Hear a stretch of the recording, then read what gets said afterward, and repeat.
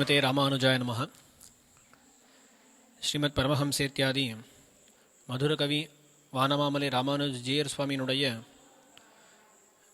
சதாபிஷேகோத்சவம் வெகு சிறப்பாக இங்கே நடந்து கொண்டிருக்கிறது.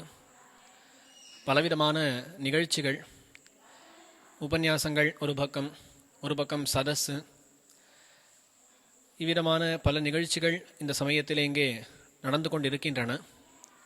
சொல்லப்போனால் ஒரு வருஷமாகவே ஆங்காங்கு பல நிகழ்ச்சிகள் நடந்துதான் வருகின்றன.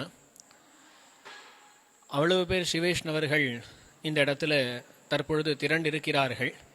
இந்த 10 நாள்களிலே ஸ்ரீவைஷ்ணவ உலகத்தில் இருக்கக்கூடிய பெரியோர்கள் அனைவரையும் சந்தித்து விடலாம் அப்படின்னு சொன்னால் அது மிகையே அன்று.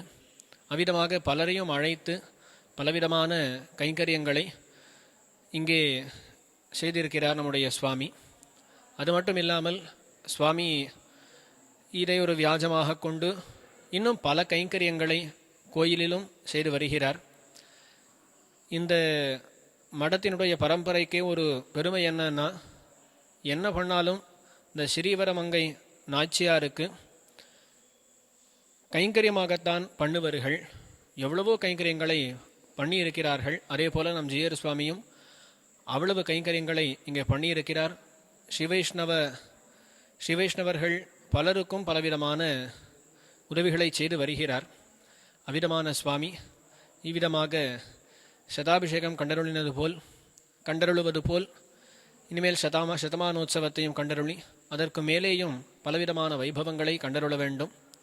அதில் இதே விதமாக ஸ்ரீவைஷ்ணவர்கள் அனைவரும் திரண்டு சுவாமியினிடம் மங்களாசாசனங்களை பெற்று சுவாமிக்கும் வாழி வாழி வாழி என்று மங்களாசாசனங்களை செய்ய வேண்டும் அப்படின்றதை தெரிவித்து கொண்டு இங்கே எழுந்தருளிருக்கக்கூடிய தெய்வநாயக பெருமாள் ஸ்ரீவரமங்கை நாச்சியார் மற்றும் பொன்னடிக்கால் ஜீயர் அவருடைய திருவடிகளிலே அதே விதமான பிரார்த்தனையை, அதாவது சுவாமிக்கு மேன்மேலான மங்களாசாசனங்கள் அவர்கள் செய்ய வேண்டும், அவருக்கு பலவிதமான ஸ்ரேயஸுகளை மேன்மேலும் உண்டாக்க வேண்டும் அப்படின்றதை அவர்களுடைய திருவடிவாரத்திலே பிரார்த்தித்து கொண்டு அடியேன் இந்த ஒரு சின்ன உரையை நிறுத்திக் கொள்கிறேன்.